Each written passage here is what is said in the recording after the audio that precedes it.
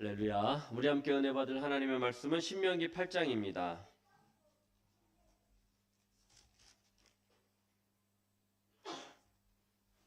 신명기 8장 1절부터 10절에 있는 말씀을 제가 봉독해 올리겠습니다. 신명기 8장 1절부터 10절의 말씀입니다. 내가 오늘 명하는 모든 명령을 너희는 지켜 행하라.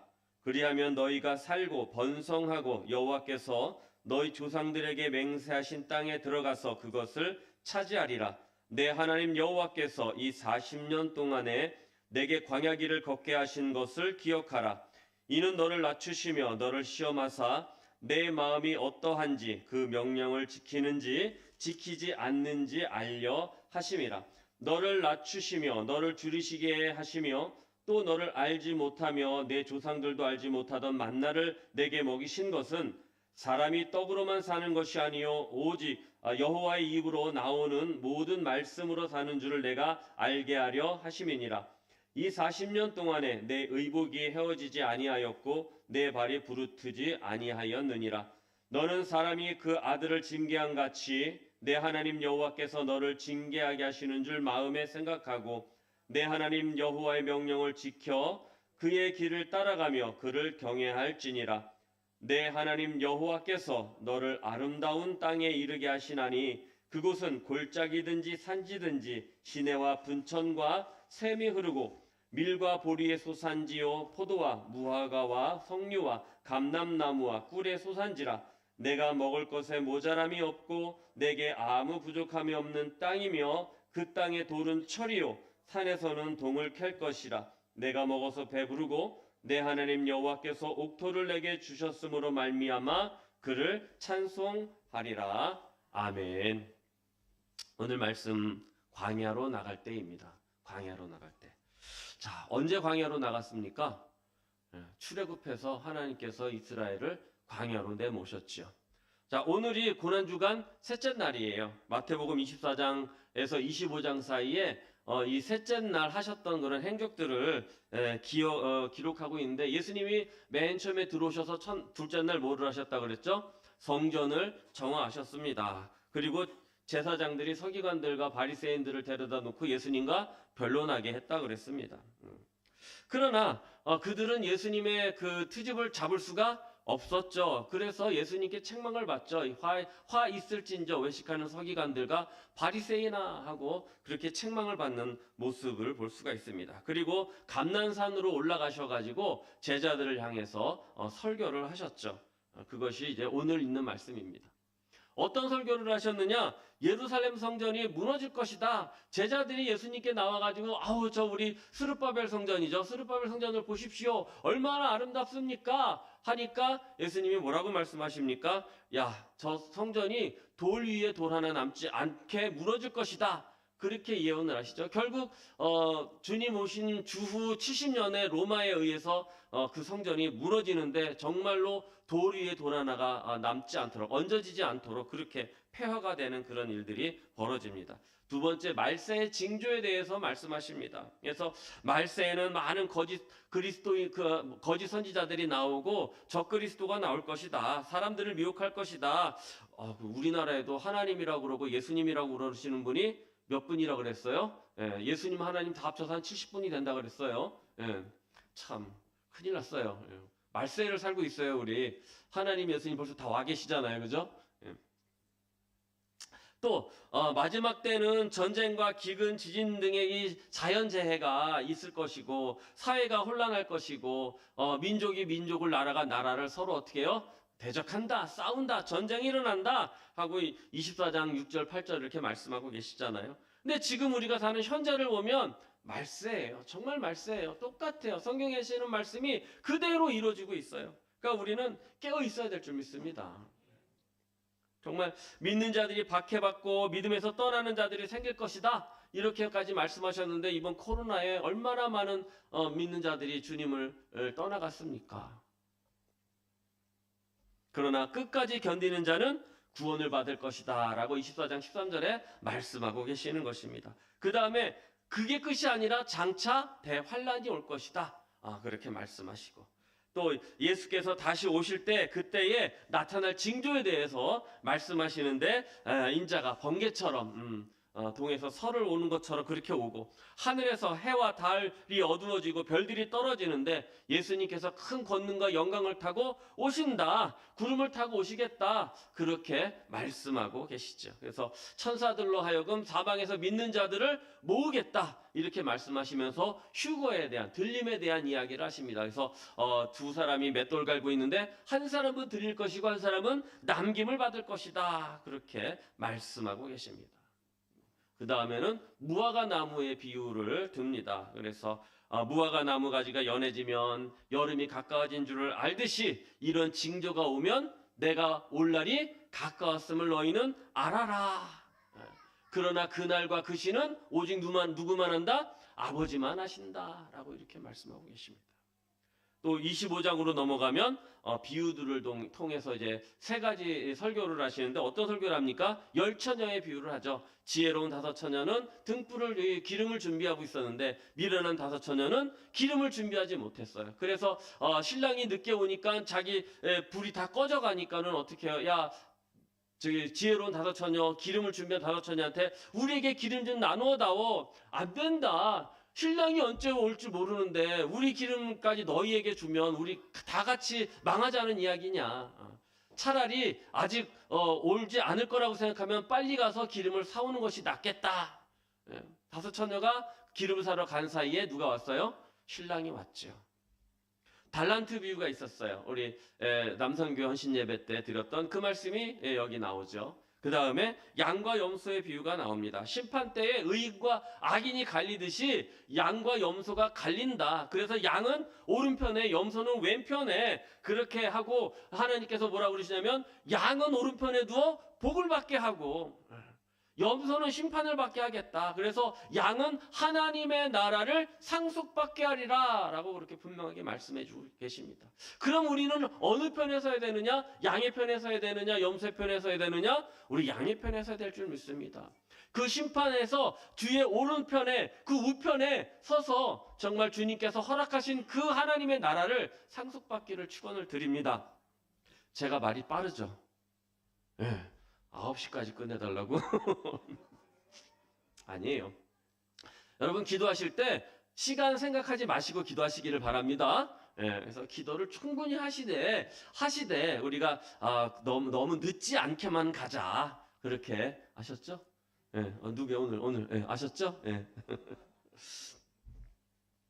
저는 그래서 최대한 좀 기도하는 시간을 많이 드리기 위해서 좀 말을 좀 제가 빨리 하겠습니다. 이해하고 들어주시기를 바랍니다. 자, 지난 시간에 우리에게 고난이 찾아오는 이유에 대해서 말씀을 나눴습니다. 하나님께서 우리에게 고난을 주시는 이유, 믿음을 연단한다. 그 연단의 마지막은 무엇이라고 그랬습니까? 소망이라고 말씀하셨습니다. 소망. 그래서 그 하나님께서 우리에게 주시는 그 문제, 그 연단, 그 시험을 우리가 어떻게 하는 거예요? 건너뛰는 거라 그랬어요? 아니면 그것을 이겨내고 견뎌내는 거라 그랬어요? 이겨내고 견뎌내고 그 주시는 시험을 우리가 다 통과할 때 하나님께서 주시는 그 천국의 소망, 응답의 소망, 축복의 소망을 허락하시는 줄 믿으시기를 바랍니다. 그래서 저와 여러분들도 이 소망을 품으시기를 축원합니다. 자, 우리 이제 이 두 번째 광야의 길에 대해서 이제 말씀을 드리도록 하겠습니다. 고통에 관한 이야기를 할 때 자주 단골처럼 등장하는 예화가 진주조개예요.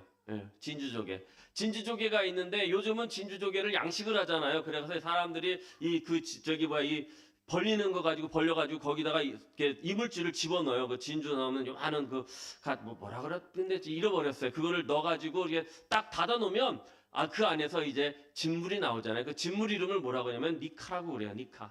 니카라고 하는 거를 갖다가 이제 낙한지 니칸지 어쨌든 그게 나와요. 낙하요. 낙하가 나와가지고 진물이 나와가지고 그 이물질을 감싸가지고 몇 년이 지나고 나면 거기에서 뭐를 꺼낼 수 있는 거예요? 진주를 꺼낼 수 있는 거예요. 그런데 개 중에는 어떤 진주는 그게 너무 아프고 고통스러운 나머지 그냥 폐사하는 조개가 있대요. 그냥 포기하는 거죠. 그걸 아프니까. 그러니까 힘들지만, 아프지만, 고통스럽지만 그 이물질을 감싸가지고 정말 결과적으로는 그 영롱하고 아름다운 그냥 반짝이는 그 진주를 만들 것이냐, 아니면 지금 당장 아픈 것을 참지 못하고 모든 것을 포기할 것이냐, 그 조기의 선택이라는 것입니다. 저와 여러분들은 어떤 선택을 하실 것이냐라는 것이죠. 오늘 본문 말씀, 우리의 삶 속에서 만날 수 있는 광야의 길에 대해서, 그 광야의 길을 어떻게 헤쳐나가야 되는가에 대해서 말씀해 주고 계십니다. 하나님은 이스라엘을 40년 동안 광야에 있게 하셨고 광야의 여정 속에서 수많은 아픔과 어려움을 그렇게 갖다 주셨어요. 그렇다면 왜 하나님은 당신의 백성들에게 그런 어려운 광야를 허락하셨냐라는 것이죠. 왜 주셨을까요? 잘 아시다시피 애굽에서 가나안까지는 걸어서 얼마나 그랬어요? 일주일이면 가는 거리라 그랬습니다. 그 짧은 거리를 무려 40년 동안 그렇게 걷게 하셨다라는 것입니다. 왜 그러셨나라는 것이죠. 그 이유를 16절에 말씀해 주시고 계십니다. 우리 16절 같이 한번 띄워주시겠습니까? 시작. 내 조상도 알지 못하던 만나를 광야에서 내게 먹이셨나니 이는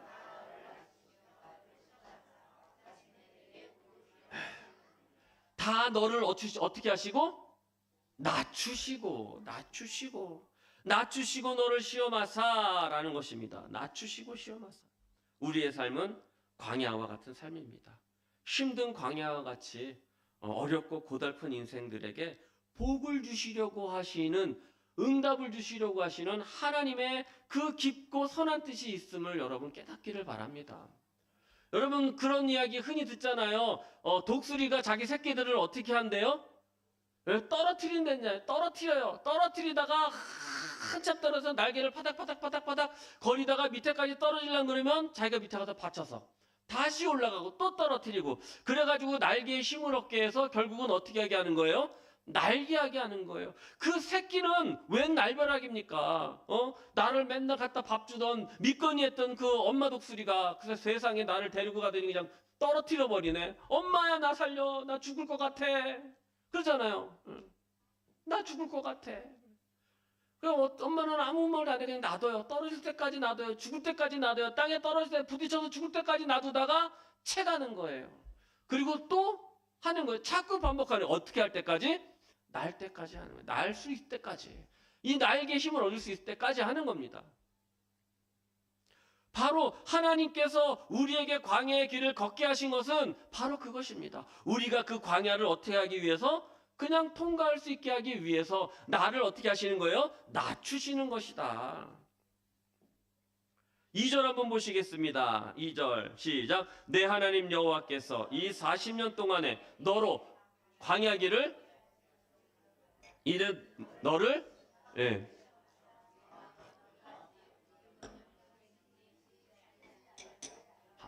아멘. 예. 말을 빨리 하니까 입이 막 좀 달아서. 예. 하나님은 택하신 자기 백성들이 교만하기를 원치 않으신다라는 것입니다. 겸손하기를 원하세요. 하나님은 언제나 겸손한 자에게 은혜를 베풀어 주십니다. 그렇기 때문에 우리가 하나님 앞에서 겸손하면 언제나 하나님을 만날 수 있어요, 없어요? 만날 수 있는 것입니다. 신명기 8장에 보면은 교만에 대해서 정의하는 말씀이 나옵니다. 12절서부터 14절을 한번 읽어보도록 하겠습니다. 띄워주세요. 12절부터 14절 계속 시작. 내가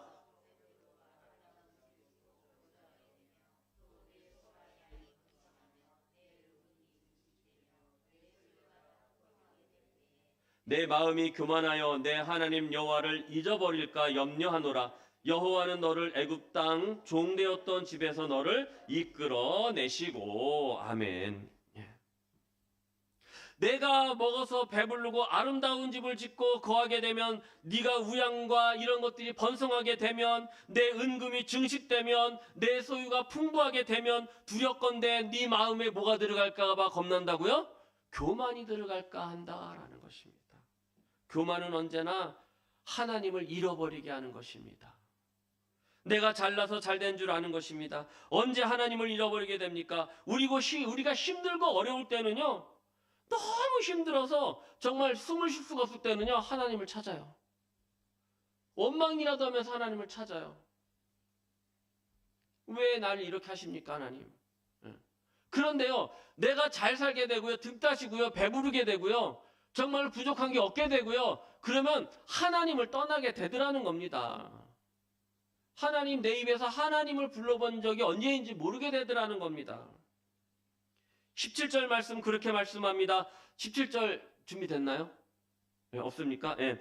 또 두렵건대 그러나 내가 마음에 이르기를 내 능력과 내 손의 힘으로 내가 이 재물을 얻었다 말할 것이라 라고 말씀합니다. 무엇입니까? 무슨 말입니까? 자기가 잘나서 된 줄로 생각하기 쉽다라는 것입니다. 하나님의 은혜를 잊어버리고 내가 잘나서 잘된 줄을 알면 어디에 빠진다고요? 교만에 빠지는 겁니다. 반대로 겸손은 내가 형통할 때 모든 게 하나님의 은혜인 줄을 알고 하나님을 잊지 않고 하나님께 감사하는 게 겸손인 줄 믿습니다. 그래서 이게 겸손의 방법이 두 가지가 있는데, 하나의 방법은 사람과 사람 사이의 겸손은 어떤 것입니까? 남을 나보다 낮게 여겨주는 게 겸손이고, 하나님과 나 사이의 겸손은 어떻게 하는 거예요? 하나님을 잊지 않는 것이 겸손인 줄 믿습니다. 광야의 생활은 이런 인간의 교만을 깨닫게 하는 하나님의 가장 적절한 처방전이다라는 것입니다. 우리에게 이런 광야 생활이 없다면 내가 잘나서 이때까지 살아왔다고 생각할 것입니다. 겸손한 사람은 하나님의 이 사랑 또 은혜 이것을 깨닫는 자가 겸손한 자다라는 것입니다. 여러분, 겸손하시기를 축원을 드립니다. 겸손하게 만드시길 위해서 광야로 내모셨다라고 말씀합니다. 이스라엘 백성들이 얼마나 교만했습니까? 얼마나 교만했습니까? 어려운 일이 부딪히면 가서 모세에게 불평합니다. 하나님의 그 은혜를 잃어버렸어요. 순간 잃어버리고 하나님의 은혜를 잃어버리는 게 교만이라고 그랬습니다. 두 번째, 우리 2절 하반절 한번 띄워줘 보시기 바랍니다. 2절 한번 띄워주세요. 시작. 내 하나님 여호와께서 이 40년 동안에 내게 광야길을 걷게 하신 것을 기억하라. 이는 너를 낮추시며 너를 시험하사 내 마음이 어떠한지 그 명령을 아멘. 낮추시고 시험하시는데 그 시험이 무엇이라고 그랬어요? 그 명령을 네 마음이 그 명령을 지키는지 안 지키는지를 시험해 보시겠다라는 것입니다. 오늘 여러분 그 말씀에 순종하여 나오신 것을 감사드립니다. 때때로 하나님은 택하신 백성들을 시험하신다 그랬어요. 그 옛날 하나님은 아브라함을 시험하셨어요. 그에게 나타나셔가지고 아들 이삭을 어떻게 하라고요? 바쳐라. 그냥 바치는 게 아니라 번제로 드려라. 죽여서 각을 뜨라는 얘기예요. 아니 어떻게 그럽니까? 어떻게 그럽니까? 그러나 아브라함은 하나님의 말씀에 그대로 순종하지요. 만일 아브라함의 그런 시험이 없었다면 그가 얼마나 하나님을 사랑하는지 우리는 알 수 없었다라는 것입니다. 하나님이 천사를 향해서 천사를 통해서 말씀하십니다. 아브라함아 그 손에서 내 손에서 칼을 버려라는 거예요. 그리고 나서 하신 말씀이 뭐예요? 이제서야 네가 나를 사랑하는 줄을 알겠다라고 말씀하십니다. 이제서야 네가 나를 사랑하는 줄 알겠다. 하나님께서 몰라서 그 마음을 떠보신 게 아니라는 것이죠.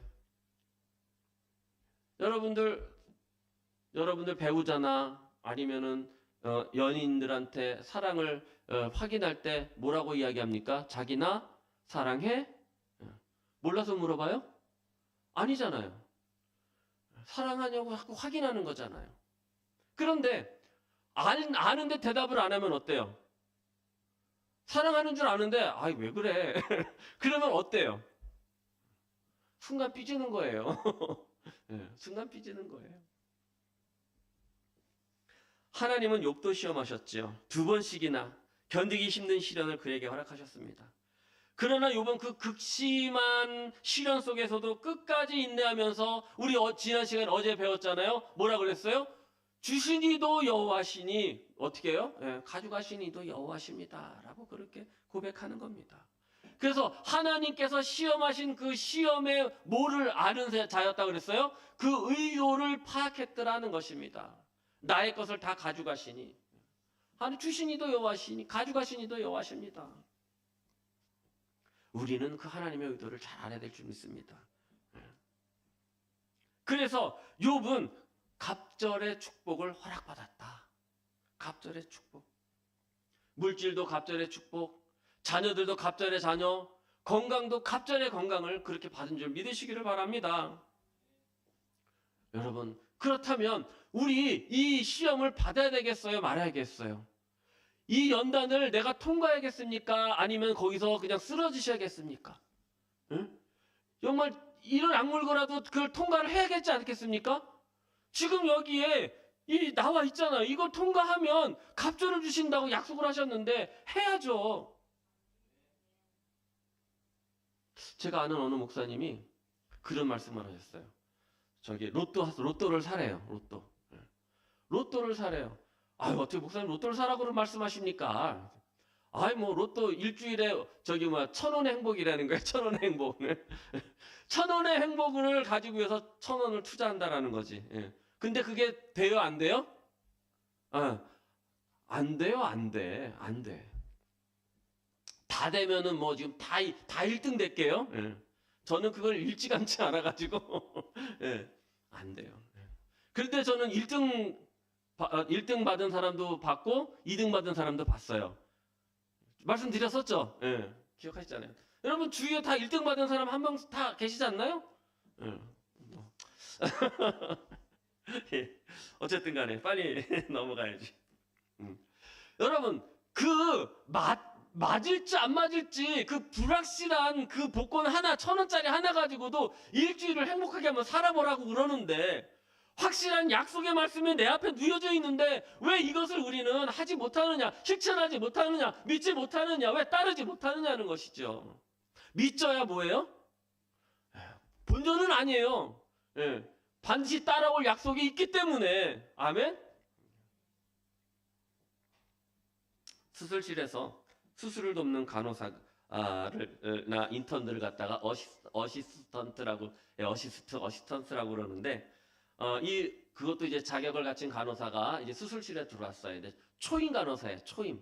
근데 이제 이 의사는 아주 베테랑이죠. 그래서 이제 수술을 하는데, 이제 그 수술을 할 때 이 거즈를 갖다가 이제 넣어가지고 이제 피 같은 거 아니면 이물질 같은 걸 이제 닦아내는데, 이제 그거를 어떻게 하냐면 센다고 그래요. 세요. 하나씩 다 세요. 몇 장 들어갔으니까 몇 장이 나와야 돼. 근데 만약에 10장이 들어갔는데 제 그 간호사 보고 꺼주세 그랬는데 9장밖에 없는 거예요. 그러면서 이제 의사가 자, 몇 장이야? 9장인데요? 몇 장 들어왔어? 10장 들어왔는데요? 야, 그 한 장 어디 갔어? 모르겠는데요? 찾아봐. 없어요. 야, 얘 시간 어떻게 됐어? 야, 빨리 닫아. 하고 개복한 배를 닫으려고 그래. 그러니까 간호사가 뭐라 그래요? 가만히 있어요? 안 돼요? 그래요. 안 돼요? 그러는 거야. 안 돼요. 왜 안 돼? 거지가 하나가 없잖아요. 야, 그래도 뱃속에는 없는데 닫아야지. 그래도 안 돼요. 찾아야 돼요. 혹시 모르잖아요. 야, 네가 어디서 나한테 대들어? 그래도 안 돼요. 생각해 보세요. 간호사는 초임이고 이 의사는 과장 중에 베테랑이에요. 그런데 그렇게 대들 수 있어요, 없어요? 없는데도 해야 되는 거예요. 왜? 거지를 찾아야 되니까. 그런데 뭐 하는 거예요? 의사가 테스트 하려고 발밑에다 거지 하나 딱 갖다가 집어넣어 놓고 있는 거죠. 그러면서 이 사람이 내 수술실에 들어올 수 있는가 없는가를 테스트하는 거예요. 하나님 우리에게 그런 시험을 주세요.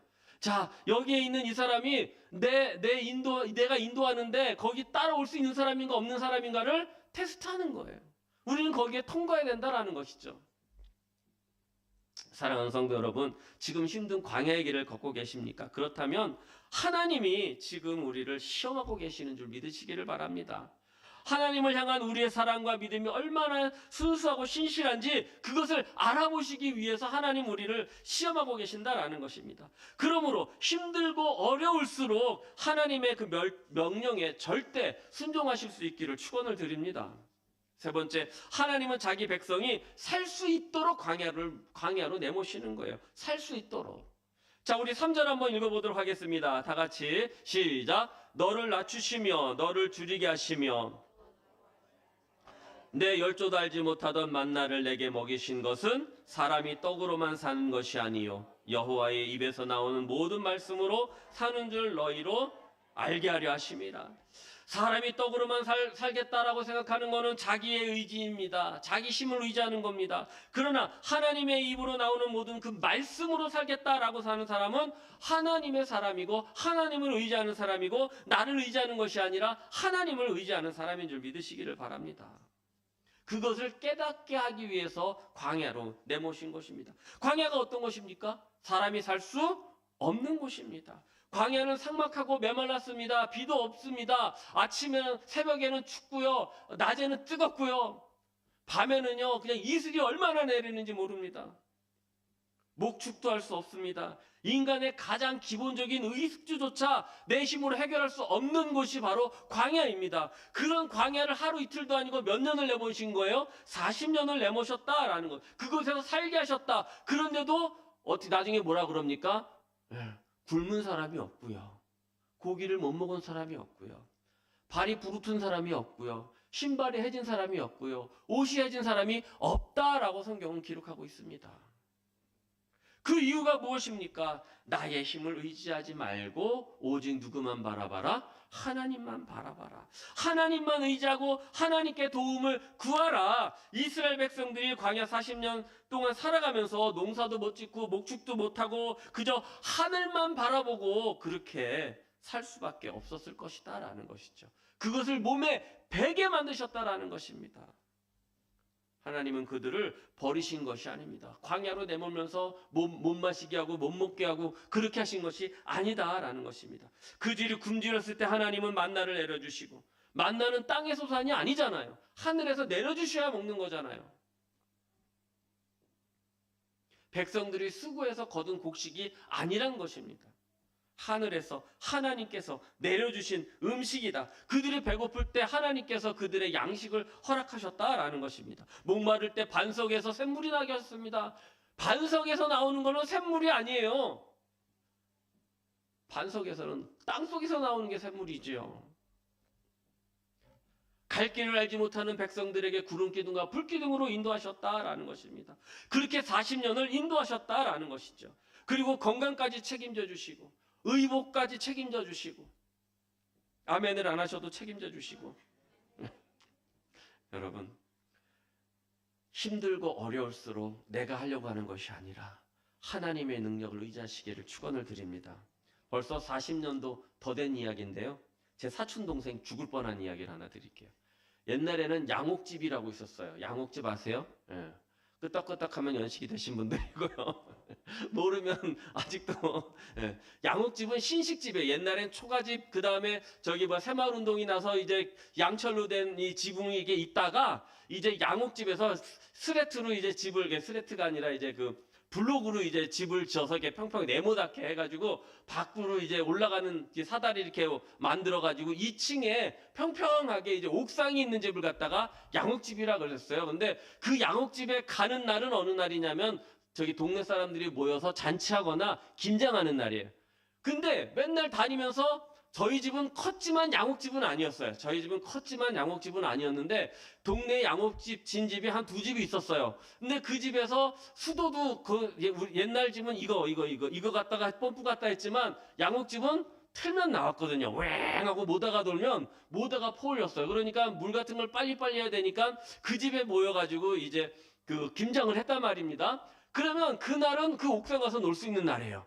네, 유일하게. 그러니 얼마나 신나요. 동네 애들이 다 모여서 가서 그냥 하루 종일 신나게 놀고 나면 놀고 오면 밑에서 저기 내려오면은 저기 절임 배추 주시지. 또 좀 이따 놀고 오면은 이제 양념 무침 배추 주시지. 좀 더 놀고 오면은 속에다가 양념에다 해서 배추 싸서 주시지. 또 놀다 오면은 고기까지 해서 주잖아요. 그때는. 예.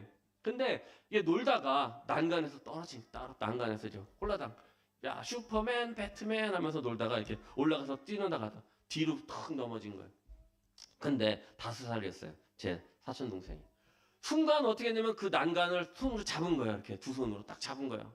근데 맨 처음에는 어떻게 발만 동동 구르고 있었어요. 그래서 올라올 줄 알았는데 우리도 들을 줄 알았는데 이게 안 들리더라고요. 안 들려. 그러니까 막 그때는 막 다 다들 막 울먹울먹대고 이 아이가 막 으앙 하고 이제 운 거예요.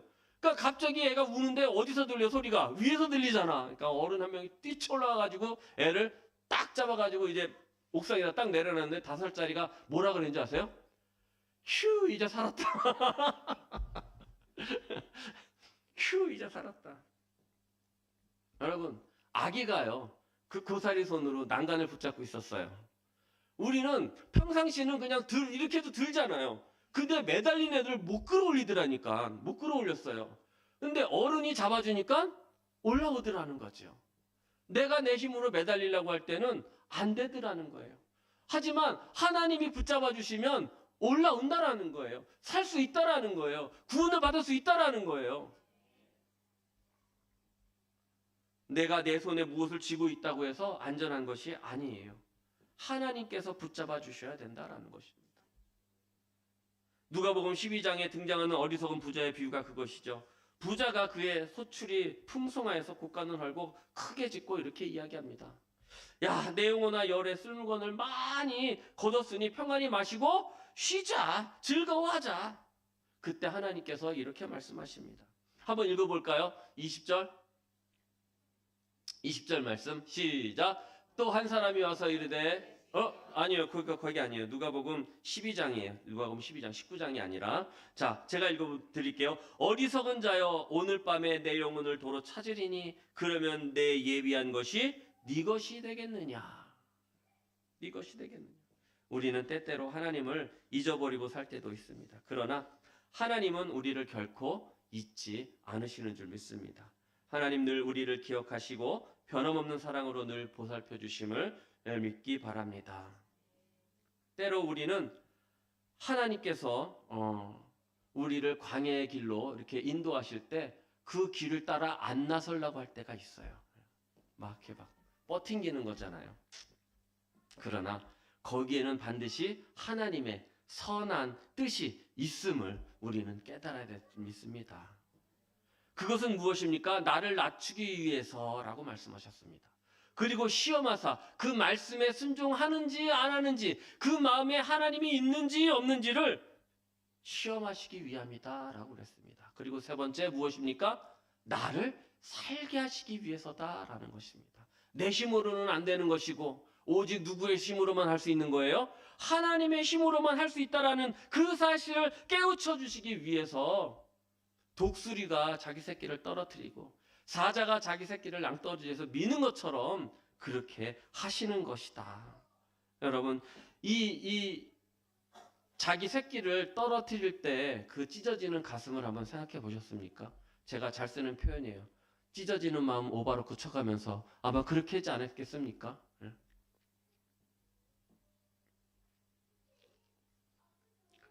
지금까지 우리 손을 붙드신 하나님은 앞으로도 변함없이 우리의 손을 붙들고 계실 줄 믿습니다. 그래서 우리를 축복의 땅, 약속의 땅, 그 가나안으로 이끄시는 줄 믿습니다. 하나님이 붙잡아서 이끄실 때 우리는 따라가면 되는 거예요. 아니에요. 내가 할 거예요. 내가 할 거예요. 놔주세요. 로마서 12장 12절을 한번 읽어보도록 하겠습니다.